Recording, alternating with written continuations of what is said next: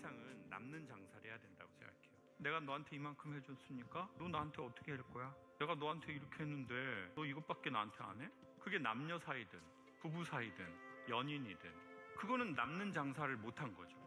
그건 이미 사랑이 아니라고 봐야 돼요.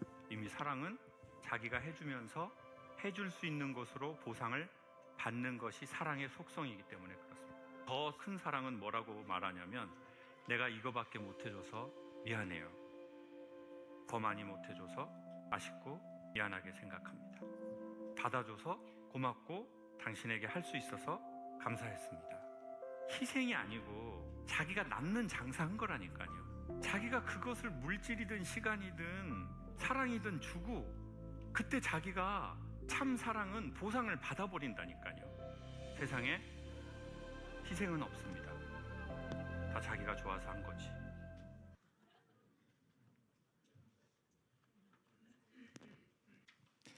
현재 우리나라의 이제 경제 성장률은 연 2% 정도입니다. 1970년대, 80년대에는 다음 슬라이드 9% 이상의 그 초고속 성장 시기였습니다. 이 시기에 이제 교회도 급속도로 성장을 했죠. 양적 성장을 이루었습니다. 다음 슬라이드. 예. 엄청나게 이제 팽창을 했는데 이때 하나님을 잘 믿으면 부자 되고 그리고 건강해지고 영적으로 평안해진다. 이렇게 그 여의도 교회 그 삼박자 구원론이 이제 사람들로부터 이제 엄청난 이제 환호를 받습니다. 그래서 이 여의도 교회가 이제 58년에 한 명에서 시작해서 1992년에 이제 70만 명에 이르게 됩니다. 그 세계 최대 교회라고 기네스북에 등재되었어요. 당시 이제 우리나라 이제 고도 성장기하고 맞물려서 이제 많은 사람이 잘 살게 되고 이제 건강하게 되었습니다. 거기에 마음도 평안하고 천국 간다고 하니까 이 부흥할 조건으로는 너무나 잘 맞은 시기가 됐던 거죠. 근데 좀 생각해 보면 부자가 되려면 교회에 와서 기도할 게 아니고 나가서 열심히 일하는 게 낫습니다. 그리고 건강해지길 원하면은 그 시간에 운동하는 게 더 낫습니다. 그리고 마음의 평안을 얻으려면은 명상을 하면 돼요. 그걸 얻을 수 있다는 거죠. 명상을 해도 마음의 평안을 얻을 수 있습니다. 이 삼박자 구원론은 믿음의 진짜 능력도 아니고 기독교의 진짜 구원도 아니죠. 그 예수 믿으면 다 잘 된다는 번영 신학의 이제 한 종류일 뿐입니다. 오늘날 많은 교회에서는 이런 번영 신학이 믿음의 능력이라고 생각하고 그걸 위해서 기도를 많이 합니다. 우리는 그렇게 하지 않으려고 하고 있습니다. 오늘은 그럼 이 진짜 믿음의 능력이 무엇인지를 한번 살펴보려고 합니다. 바로 문제를 한번 들어가겠습니다. 믿음의 능력으로 나는 무엇을 원하는가라는 질문을 먼저 합니다. 오늘도 용일 형제 앞줄에 앉았네 오늘. 그 1초 생각 버전이 있고 10초 생각하고 하는 버전으로 얘기해 달라겠어요. 바로 드는 생각과 좀 생각해보고 드는 생각. 어제 카톡엔 10초만 있었는데. 10초만 있었어요? 네. 아, 그건 아니, 네. 1초 생각할게. 했습니다. 그러면 내가 타이핑을 잘 못했네 그러면. 예, 일단 10초 생각한 거는 앞에 삼박자 신앙이랑 일치하는데 주변에 두 가지를 말하라고 하셨거든요. 어제 카톡에는 두 가지. 두 가지. 예. 오케이, 일단 이걸로 할까요? 여기로 해봐요 그러면. 어제 두 가지였을 때는 하나는 주변 사람들을 위한 능력과 두 번째는 저희 가족을 위한 능력으로 해서 주변에 너무 아프신 분들 많으니까 우리 교회부터 해서 뭐 전국적으로는 아니더라도 우리 하나교회 신도들 중에서는 아픈 사람들 있으면 깨끗하게 날 수 있는 치유의 능력이 있으면 좋겠다라고 했고 두 번째로는 저희 자녀들 건강하고 잘 살 수 있는 능력이 있으면 좋겠다라고 생각했습니다. 믿음의 능력이 있으면 그걸 갖고 싶다라는 얘기 지금 쓰고 있어요. 자, 그럼 예수님의 능력은 뭐였을까? 예수님이 보여준 능력. 그 귀신 들린 아이를 이제 고치는 그런 장면이 있어요. 이 마가복음 9장 20절에부터 나오는 이야기인데 이제 아이는 땅에 넘어져서 거품을 흘리면서 뒹굴었다. 이제 제자들이 이것을 이제 고치지 못합니다. 그래서 이 아이의 아버지가 예수님께 이야기를 합니다. 이 귀신이 아이를 죽이려고 여러 번 불 속에도 던지고 물 속에도 던졌습니다. 하실 수 있으면 우리를 불쌍히 여기시고 도와주십시오. 예수께서 그에게 말씀하셨다. 할 수 있으면이 무슨 말이냐? 믿는 사람에게는 모든 일이 가능하다. 그 아이 아버지는 큰 소리로 외쳐 말했다. 내가 믿습니다. 믿음 없는 나를 도와주십시오. 제자들이 예수께 따로 물었다. 왜 우리는 귀신을 쫓아내지 못했습니까? 예수께서 제자들에게 대답하셨다. 이런 부류는 기도로 쫓아내지 않고는 어떤 수로도 쫓아낼 수 없다. 이 기적을 경험한 많은 사람들이 있어요. 이런 유사한 경험을 한 사람들이 많은데 그러면 예수님을 잘 믿었을까? 예수님의 기적을 경험했던 사람들 중에 예수님을 믿는 믿음을 가진 사람은 소수입니다. 제가 여러 번 그 예를 들었었는데 누가복음 17장에 보면 문둥병자 10명이 예수님에 의해서 병이 났습니다. 그 중에 한 명만이 예수님께 나옵니다. 9명은 살만해지니까 세상으로 간다는 얘기죠. 기적을 경험한다고 해서 믿음이 자라는 것은 아니라는 거예요. 기적적으로 병이 나와도 그 중에서 구원받는 사람은 소수예요. 기적을 경험하면 대부분은 그런 기적을 또 보여달라고 합니다. 또 보자는 거죠. 또 원합니다. 그래서 요한복음 6장에서는 예수님은 이렇게 이야기합니다. 요한복음에서는 이제 기적 이것은 표징이라고 합니다. 어떤 하나님의 아들 되시면 어떤 사인으로 표징이라는 말을 쓰는데 그냥 기적이라고 생각을 해도 괜찮아요. 요한복음 6장 26절 한번 예수님의 말씀인데 같이 읽겠습니다. 너희가 나를 찾는 것은 표징을 보았기 때문이 아니라 빵을 먹고 배가 불렀기 때문이다. 기적을 경험했다. 빵을 먹고 배부른 거랑 똑같아요. 오병이어를 경험해서 배가 부릅니다. 그 다음 날 또 보여달라고 해요. 또 배부르고 싶은 거죠. 그 쇼타임을 자꾸 갖자는 거죠. 그것을 구하는 사람들이 군중이었습니다. 군중은 다 이제 그걸 원한다는 거죠. 소수만이 이분이 누구신가라고 생각하고 나온다는 거예요. 두 번째 질문, 오늘은 초반의 질문을 하고서 그냥 바로 넘어갈 겁니다. 그 다음 중에 예수님이 하기에 가장 어려웠던 일은 무엇이었을까? 5가지 제가 예를 줍니다. 부활, 십자가 죽음, 죽은 나사로를 살리는 거, 그 다음에 무리를 걷는 거, 오병이어. 내가 5가지 이그젠플은 어저께 안 줬거든. 질문만 주고요. 고민이 되는 거죠.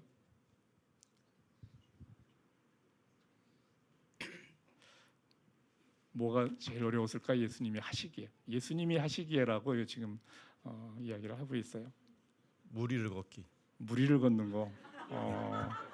이건 좀 예상치 못한 답인데. 무리를 걷는 거. 자, 그러면 그 다음 질문을 또 한번 들어가 볼게요. 그러면 예수님 자신의 능력으로 했던 일은 뭘까? 무리를 걷기. 무리를 걷는 거. 일관되게 지금 무리를 걷는 거에 대한 굉장히 집착을 하고 있는데 예수님의 자신의 능력으로 그러면 다른 것들은 예수님의 능력은 아닌 거예요? 그러니까 반대로 얘기하면 네. 1, 2, 3, 5번은 네. 어떤 정말 하나님의 은혜와 하나님의 어떤 능력으로 서포트를 받은 느낌이 드는데 무리를 걷기는 약간 좀 자신이 공중부양을 하는 거예요. 개인적인 느낌. 개인 능력, 아니, 개인기를 약간 결이 달라다고 느꼈어. 지금 예수님의 개인기로 네. 생각되는 거예요. 개인기까지는 아니지만 약간 결이 다른. 결이 다르다. 1, 2, 3, 5번은 어떤 주변 사람 전 세계의 영혼을 구원하는 어떤 그런 개념인데 무리를 걷기는 약간 좀 아까 말씀드린 쇼타임 정도. 십자가의 죽음 이거 자신이 하는 거예요? 어떻게 해야 해요? 자신이 할 수 없는 거예요? 할 수 있는 거예요? 처음부터 하나님이 계획하신 어떤 계획은 하나님이 하셨지만 자신이 했냐 이거예요. 예수님의 자신이 했냐 이거죠. 내가 지금 자신의 능력으로 한 거를 물어보고 있어요. 이 질문의 요지는. 죽음은 예수님의 능력으로 한 건 아닌 거라고 생각되지 않을까 싶습니다. 점점 답이 좀 희미해지는데 자 지금 5개 있을 때 그 예수님의 자신의 능력으로 한 게 뭐고 그러면 자신이 능력이 아닌 게 뭘까? 이 질문을 지금 여기서 하고 있는 거예요. 상당히 난이도가 있는 질문을 지금 하고 있는 거죠. 자, 기적을 위해서는 예수님은 기도를 해야 했어요. 아까 귀신을 쫓을 때 예수님은 기도를 하셨어요. 자신의 능력이면 기도할 필요 있어요, 없어요? 자신의 능력이면 그냥 하면 되죠. 기도를 한다는 것은 자신의 능력이 아니라는 거죠. 누군가를 의지해서 그 일을 하겠다는 거예요. 자, 그러면은 답을 어떻게 바꾸겠어요? 그래서 무리를 걷기. 여전히 무리를 걷는 거에 굉장히 집착하는데. 아니 그게 아니라 다른 하나님한테 무리를 걷게 해달라고 기도하는 것은 안 어울리는데 1, 2, 3, 5번은 정말 하나님께 기도해서 얻어진 무리를 거라고. 걷는 거는 기도 안 하고 그냥 걸으신 것 같다 이거죠. 물론 이게 뭔가 있긴 하겠지만 약간 결이 다릅니다. 어떻게? 결이 다르다. 예. 계속 결이 다른 걸 가지고서 지금 주장을 하고 있는데 사실 무리를 걷는 거 이거는 예수님 자신의 능력 아니에요. 거기 기도했다는 건 없지만 하여튼 걸으십니다. 걸으세요. 하나님과의 교감에 의해서. 하나님과의 교감이라는 게 기도예요. 사실은 뭐 기도라고 해서 가서 무릎 꿇고 뭐 가는 거 아닙니다. 그냥 걸어가면서 그냥 하나님과의 교감 가운데 행하는 거. 뭐 이게 다 사실은 기도예요. 하나님과의 교감, 대상을 가지고 뭔가를 이야기해서 거기로부터 뭘 얻어 갖는 거죠. 그러니까 결국은 기적을 행한 것은 하나님의 능력이에요. 예수님은 대리인으로 그 기적을 행하는 거죠. 만약 예수님의 능력이면 아까 이야기했듯이 기도할 필요 없어요. 그냥 하면 됩니다. 부활은 어떻습니까? 부활. 이건 예수님의 능력인가? 그렇지 않아요. 예수님이 죽었다가 타이머를 맞춰놓고 3일 후에 깨어야지 해서 타이머를 맞춰놓고 자신이 깨어난 것이 아니라는 거죠. 신약성경에 보면은 죽은 자 가운데 하나님이 살리셨다라는 표현을 여러 번 합니다. 그런데 우리는 예수님이 스스로 부활한 걸로 생각을 하는 거죠. 하나님이 하시는 거죠. 하나님이.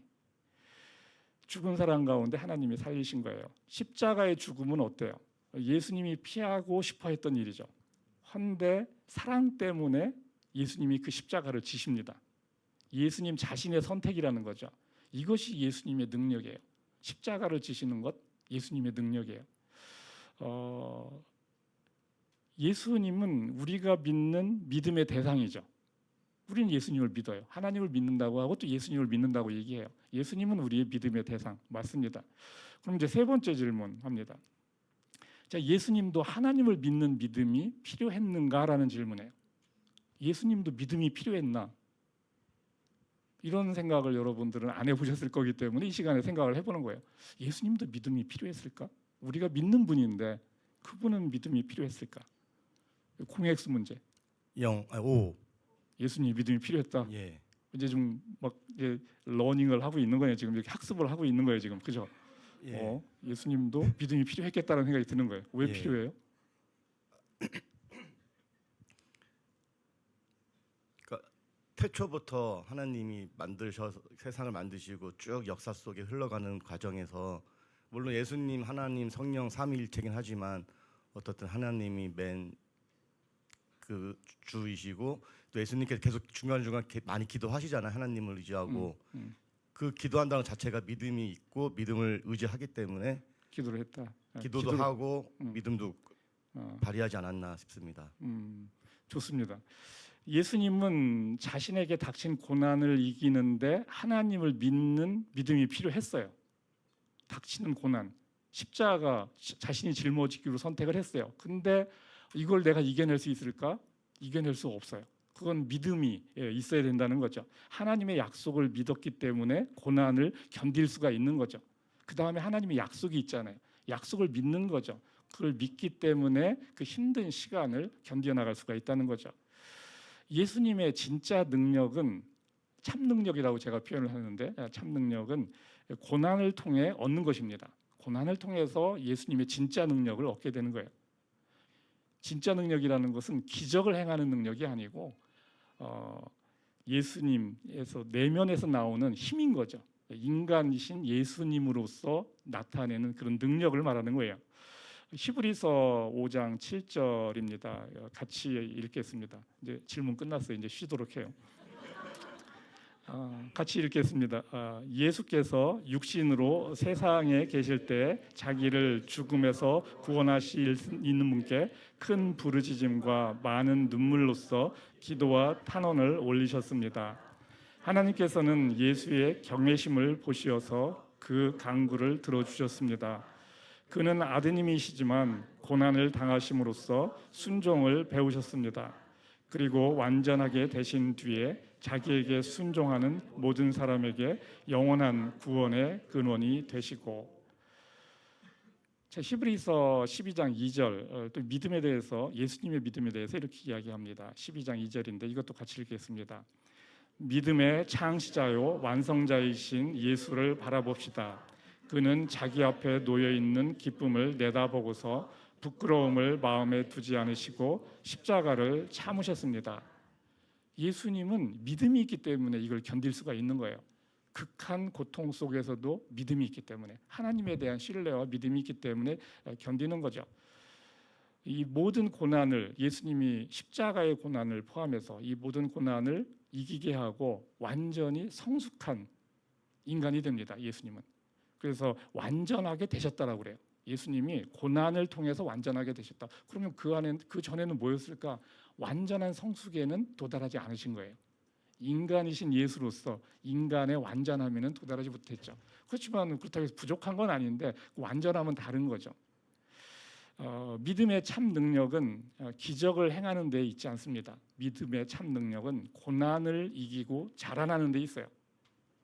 자라나서 완전한 사람이 되는 거죠. 완전한 인간이 되는 거죠. 이렇게 자라난 능력은 누구도 빼앗아갈 수가 없어요.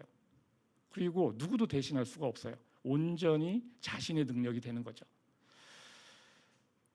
예수님 다음에 신약 성경에서 나오는 최고의 인물은 이제 사도 바울이죠. 사도 바울이 이제 보여준 능력을 한번 보려고 생각을 합니다. 이 바울은 태생이 금수저예요. 금수저고 뛰어납니다. 당대 최고 랍비인 또 가말리엘의 수제자예요. 수제자라고 그러면은 노력만으로 되는 것이 아니고 타고났다는 거예요. 당연히 노력도 많이 했겠지만 신약 성경의 3분의 1을 쓴 신약 성경 최고의 인물이죠. 12제자가 아니었음에도 불구하고 예수님하고 동행했던 제자가 아니었음에도 불구하고 사도라고 칭함을 받게 됩니다. 그리고 그거에 대해서 아무도 이의를 달지 않아요. 기독교 이론을 완성한 최초의 신학자예요. 로마서 보면은 신학의 정수를 보여줍니다. 다른 제자들은 그렇게 하지 못했는데 사도 바울은 그것을 한 거죠. 가말리엘의 수제자이기 때문에 그런 것이 또 가능했던 거예요. 바울은 이제 선교 여행을 떠나죠.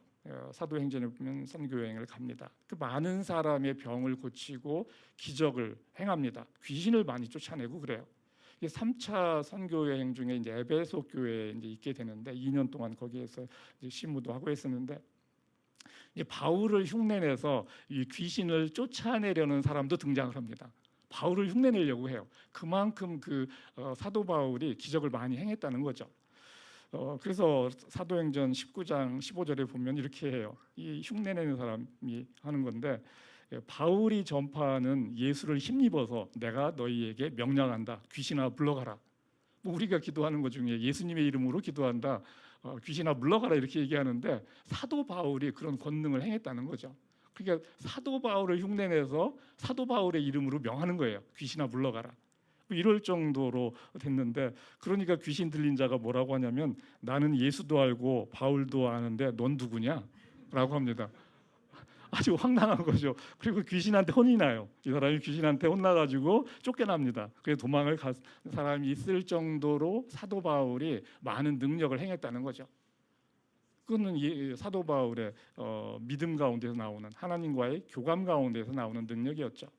이 사도 바울이 행한 기적은 기도를 통해서 하나님이 해주시는 거죠. 기도를 통해서 하나님이 해주시는 거예요. 하나님이 안 해주시면 사도 바울은 할 수 없어요. 기도는 할 수 있지만 그것이 나타나고 안 나타나고는 하나님의 마음이라는 거죠. 그러면 사도 바울의 진짜 능력은 뭐냐 이거죠. 진짜 능력.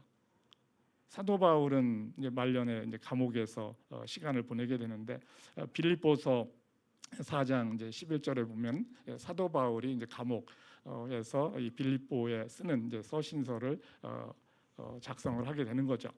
사도 바울 이야기고 오늘 이제 성경 본문입니다. 한번 같이 읽겠습니다. 나는 어떤 처지에서도 스스로 만족하는 법을 배웠습니다. 나는 비천하게 살 줄도 알고 풍족하게 살 줄도 압니다.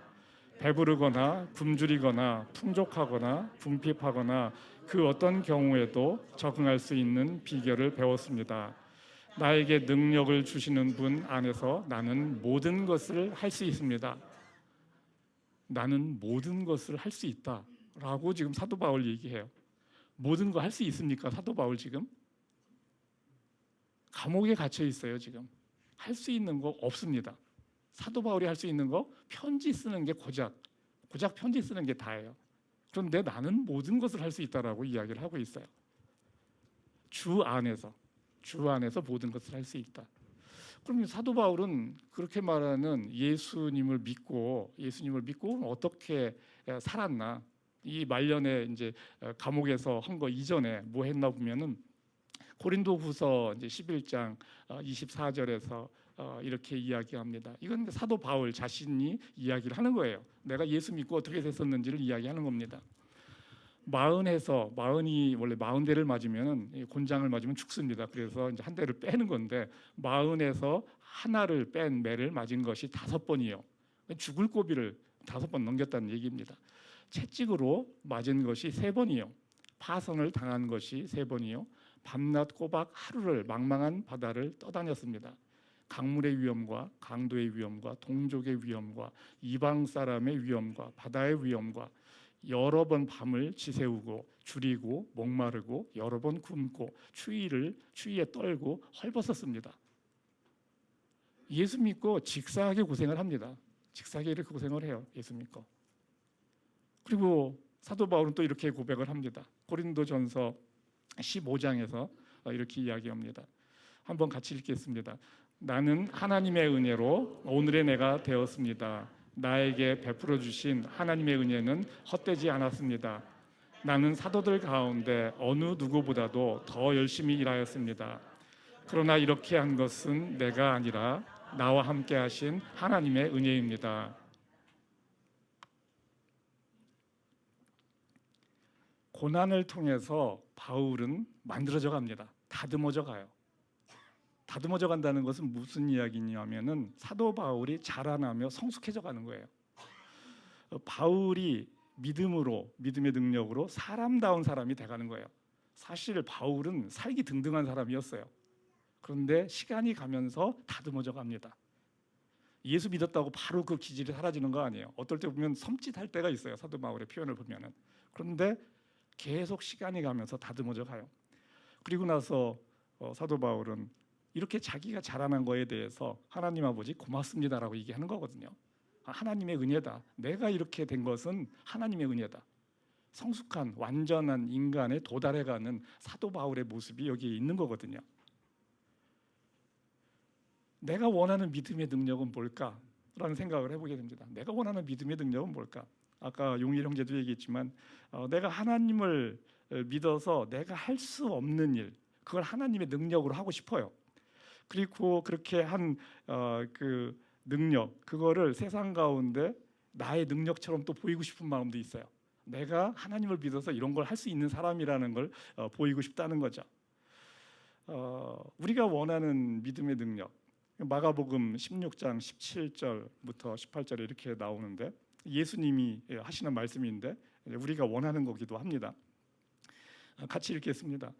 믿는 사람들에게는 이런 표징들이 따를 터인데 손으로 뱀을 집어들며 독약을 마실지라도 절대로 해를 입지 않으며 아픈 사람에게 손을 얹으면 나을 것이다.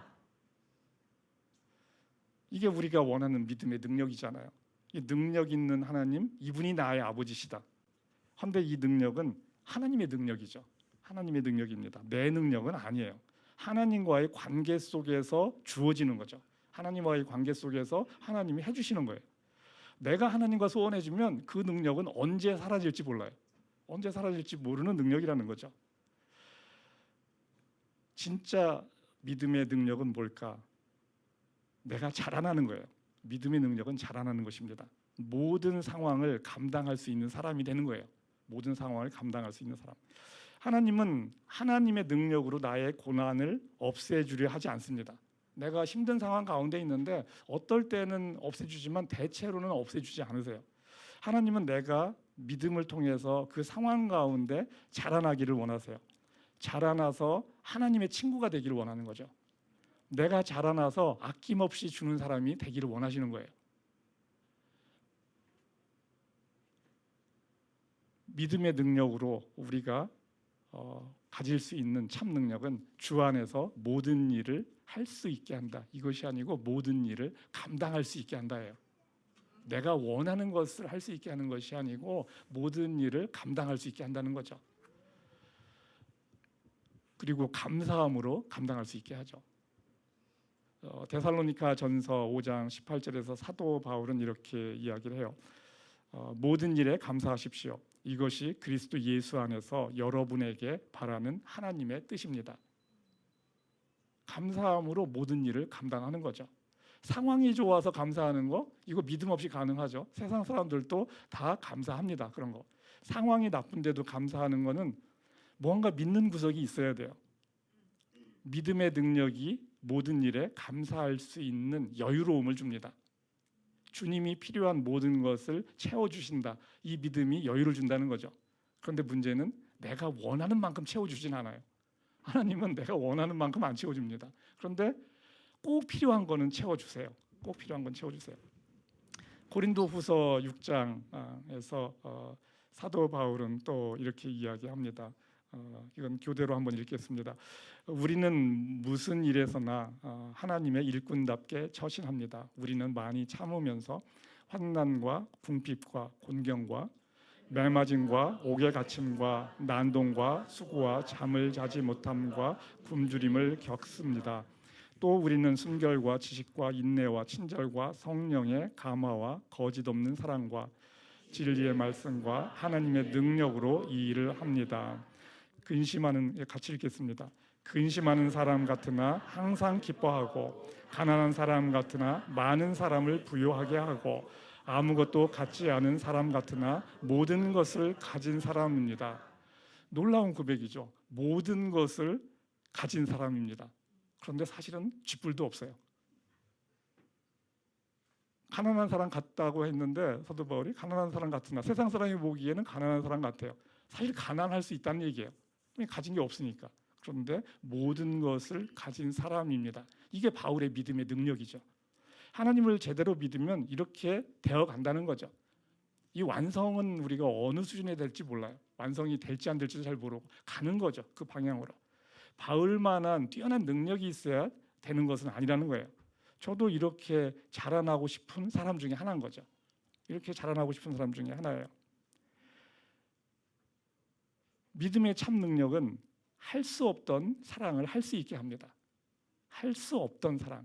자기가 할 수 없다라고 여기던 그 사랑을 할 수 있게 해주는 게 그게 믿음의 능력이죠. 저에게 있어서는 이제 이것을 이제 경험하게 했던 순간이 이제 있어요. 이걸 경험하게 했던 순간이 있는데 저에게는 이제 이것을 경험하게 하는 것이 하나의 그 일종의 힘든 시간에 어떤 세트로 이제 오는 거죠. 이제 테스트 세트가 오는 사건인데 이것은 제가 이제 5년 전에 했던 거고 우리 원래 이제 하나교회 분들은 잘 아시는 내용인데 또 5년이 지났기 때문에 다시 또 한번 하는 이야기입니다. 이 이야기는 어떻게 보면 제 고등학교 때 48년 전에 시작을 된 거예요. 48년에 시작됐고 20년 전에 있었던 이야기입니다. 이 고등학교 때 이제 친구 이야기인데 45년 전 그때 이제 시작되는 거죠. 이 형제는 모든 운동을 잘했고 저는 잘 하지 못했지만 운동하는 걸 되게 좋아했어요. 그래서 이 형제하고 운동을 같이 잘하면서 친하게 지냈었죠. 그 마음이 좀 여리고 착했고 다른 사람들을 이제 잘 배려해주는 그런 친구였어요.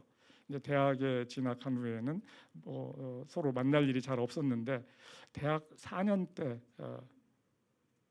만났었고 잠시 그리고 이제 2000년 1년으로 넘어갑니다. 40살이 됐을 때 가을에 연락이 돼서 만나게 되었습니다. 당시에 이 형제는 인생의 수렁으로 빠져들고 있었는데 저는 알지 못했어요. 만나자마자 그때는 제가 예수님 믿은 지 얼마 안 됐을 때요. 몇 년 안 됐을 때인데 그래서 오랜만에 만났기 때문에 반갑기도 하고, 근데 저는 이제 복음을 전하고 싶었고, 그래서 복음을 전했는데 이 친구가 관심이 없다라고 그랬어요.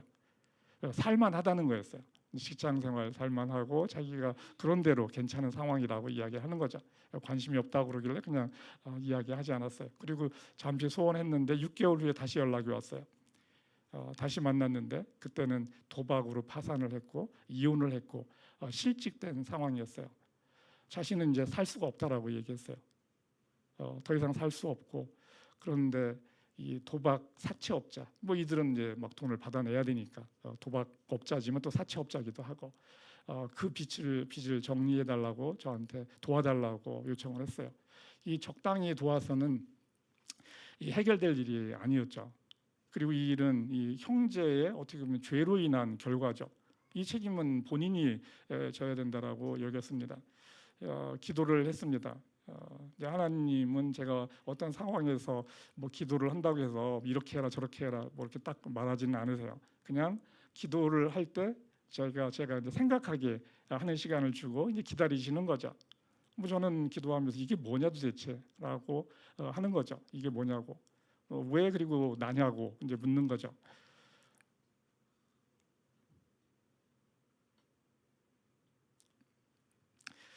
그때 이제 드는 생각은 너밖에 없다는 거죠.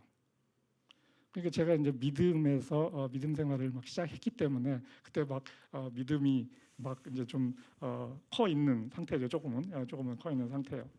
그리고 떠오르는 생각이 이 일은 사고라는 거예요. 사고다. 저는 죄라고 얘기하는데 하나님은 사고라는 거예요. 그러면서 하나님은 사고가 난 친구를 어떻게 할 거냐라고 이제 물으시는 거죠. 죄를 보게 하지 않고 사고가 난 것이라는 마음을 계속 저에게 주셨어요. 사고가 난 친구를 어떻게 할 거냐라는 거죠. 그렇게 해서 이제 이 형제하고 이 친구하고 이제 하나님 안에서의 관계가 시작됩니다. 어려운 상황 가운데 어렵게 예수님을 믿었어요. 헌데 얼마 후에 심한 조울증이 왔습니다. 가만히 있지 못하고 막 이제 계속 돌아다니는 거예요. 그러니까 막 가서 같이 잠을 자면서 이 친구를 잡고 있어야 돼요. 이럴 정도로 막 싸돌아다니는 겁니다. 더 이상 돌볼 수가 없어서 이제 정신병원에 이제 입원을 시켜야 했습니다. 정신병원에 입원을 시키는 게 쉽지 않죠. 왜냐하면은 그 원장이 친구는 보호자가 될 수가 없다는 거예요. 법적 책임을 당신이 질 수 없기 때문에 안 된다고 그랬어요. 할 수 없이 제가 이제 제 명함을 보여주고 모든 책임은 내가 질 테니 도와달라고 했어요. 병원장이 허락했습니다. 그래서 이 서울대 교수의 명함이 힘이 있어요. 힘이 있어요. 그러니까 병원장이 여튼 그 말을 받아들였어요. 하지만 그 입원을 얼마 동안 해야 하는지 알 수가 없었어요. 기약할 수 없는 상황이 벌어진 거죠. 그럼 저는 이제 하나님께 또 묻는 거죠. 이게 도대체 뭡니까? 이제 건강하게 잘 살아가도 갈 길이 먼데 이거 뭡니까? 이거 어떻게 하려고 하는 겁니까?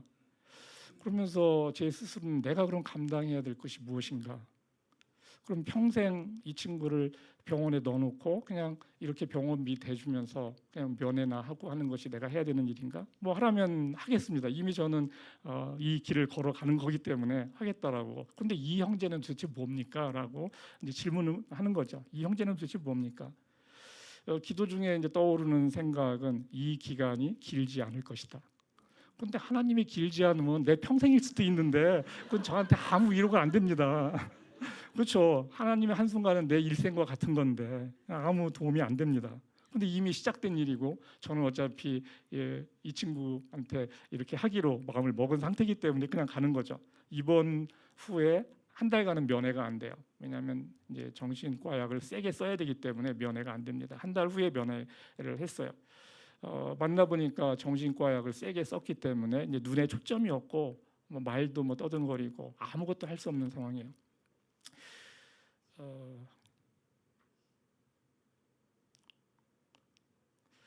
그래서 이제 너무 슬퍼가지고 원장에게 약을 줄여달라고 했어요. 원장은 약을 못 줄입니다. 왜냐하면 또 막 이게 되니까 안 되는 거예요. 원장은 그리고 이 형제의 정상적인 모습을 본 적이 없잖아요. 정상적인 모습을 모르죠. 그런데 이제 제가 줄이라고 이야기를 하고 한 주 후에 가서 또 면회하고 더 줄이라고 이야기했어요. 그리고 3주가 더 지나 보니까 좀씩 이제 회복되는 걸 보여지게 됐어요. 그리고 뭐 하고 지내냐고 했더니 이 형제는 이게 정신병동이 여기는 그런 막 험악한 병동은 아니고 그 개인집을 이런 걸 방을 몇 개 해가지고 이 거실을 같이 나눠서 쓰고 이런 식으로 하는 정신병원이었어요. 이 형제는 다른 환자들을 돌봐주고 빨래도 하고 청소도 해주고 막 그러는 거예요. 이제 몸이 좀씩 제정신이 돌아오니까 이제 조울증이 어느 정도 이제 눌러지니까 자신의 성품에 따라서 이제 그 일을 이제 하고 있는 거죠.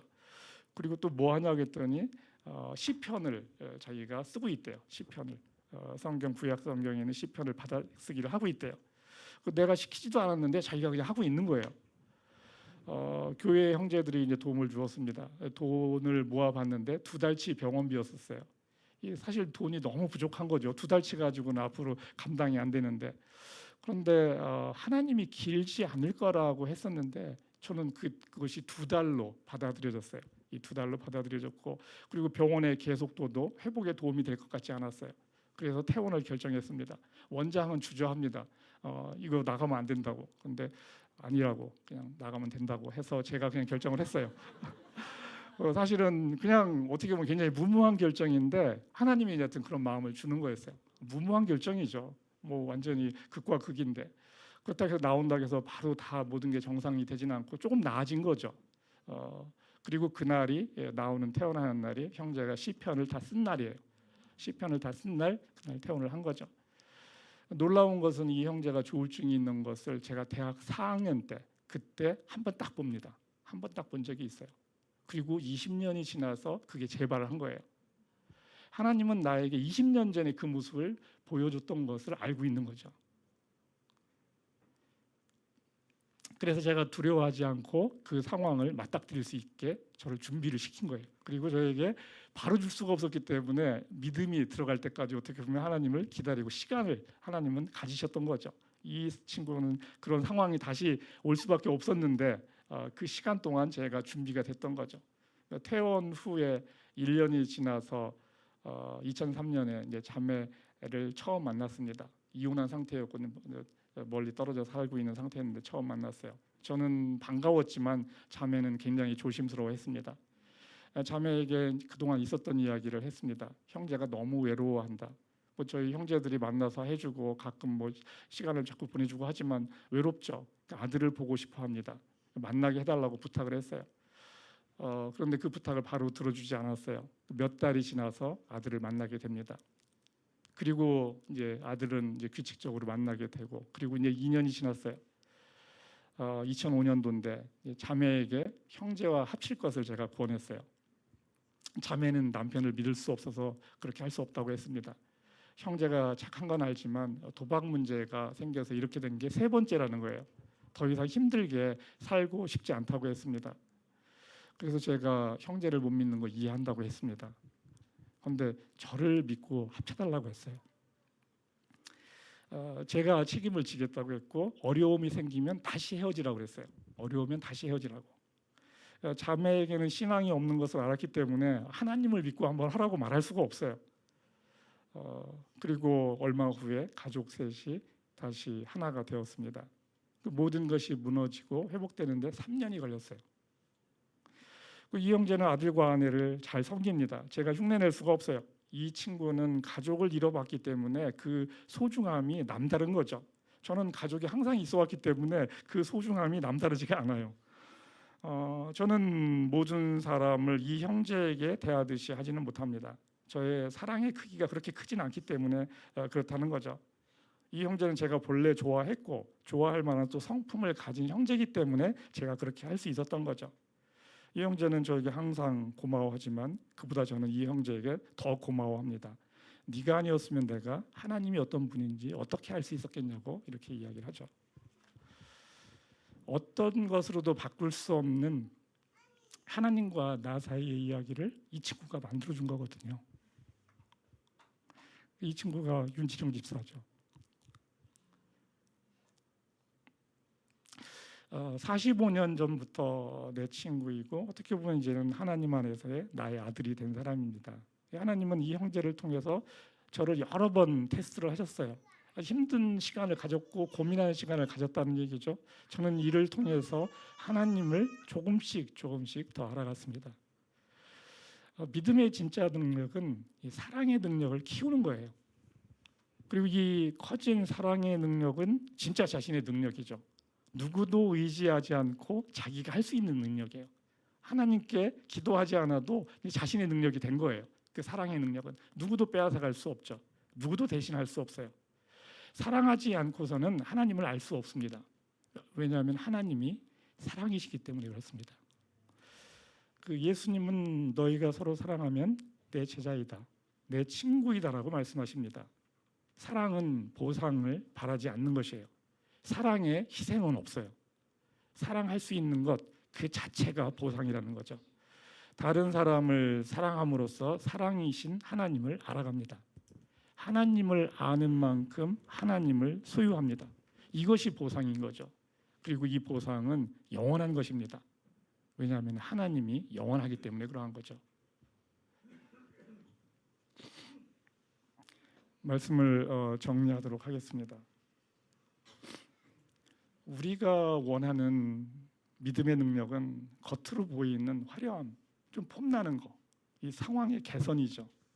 그런데 이 능력, 이렇게 할 수 있는 능력은 내 능력은 아니에요. 하나님이 도와주셔야지 할 수 있는 거죠. 믿음의 참 능력은 내 내면의 변화죠. 내면이 하나님에 의해서 정돈된 사람, 믿음의 참 능력을 소유한 사람이 되는 것입니다. 믿음의 참 능력은 내가 하나님의 형상으로 회복되어 살아가게 합니다. 이 능력은 기도에서 얻어지는 것만이 아니고 고난을 통해서 얻어지는 거죠. 힘든 상황 속에서 그 능력이 커지는 거죠. 가장 인간다운 모습으로 자라나게 됩니다. 그렇게 살아가는 거죠.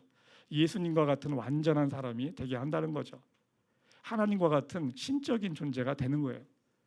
하나님이 무에서 유를 만드는 능력, 그건 없지만 그분과 같은 존재가 된다는 거죠. 하나님의 좋은 친구가 되고 예수님의 친구가 되는 거죠. 하나님을 소유한 존재가 되는 거고요.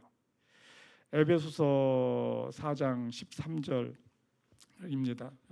그 사도 바울의 이야기입니다. 한번 같이 읽겠습니다. 우리 모두가 하나님의 아들을 믿는 일과 아는 일에 하나가 되고 온전한 사람이 되어서 그리스도의 충만하심의 경지에까지 다다르게 됩니다. 하나님 안에서, 주님 안에서 모든 일을 감당할 수 있습니다. 나에게 일어나는 모든 일이 나에게 유익합니다. 모든 일을 감사하게 감당하며 자라납니다. 할 수 없던 사랑을 할 수 있게 돼요. 이 사랑의 능력을 갖게 된다는 거죠. 장성한 분량의 사랑을 해가게 됩니다. 이게 나의 진짜 능력이 된다는 거죠. 하나님의 친구가 되는 거죠. 예수님의 친구가 되고 어느 누구도 대신할 수 없는 나만의 능력이죠. 나만의 능력. 이 믿음의 능력을 갖는 여러분이 되도록 주님의 이름으로 축원을 합니다.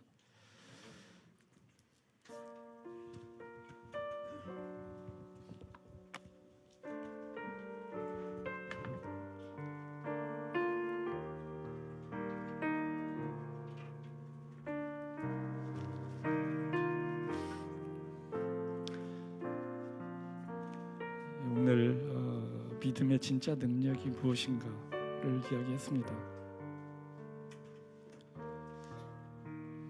우리 마음 가운데는 상황이 변화되기를 원하는 거죠. 믿음의 능력으로 상황을 바꿀 수 있는 능력을 원합니다. 그런데 하나님은 내 내면의 변화를 요구하십니다. 나의 내면의 변화. 모든 일을 감당할 수 있는 사람, 사랑할 수 없다고 여겼던 사람을 사랑하는 능력, 그런 내면을 가진 사람으로 자라나기를 원한다는 것입니다.